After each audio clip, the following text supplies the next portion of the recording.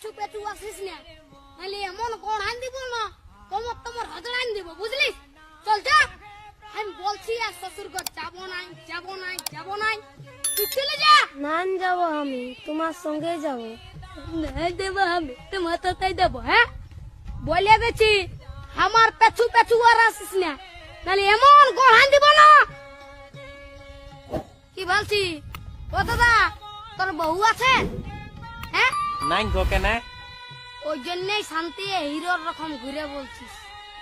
আমাকে দেখ, আমার আলোক কিটা পেছনে পেছনে আমার পেছনে পেছনে আসছে, বুঝলি? দেখ তো কোথায় যাবে বউটা? তোর পেছনে পেছনে যাবে নাহলে কি আমার পেছনে আসবে?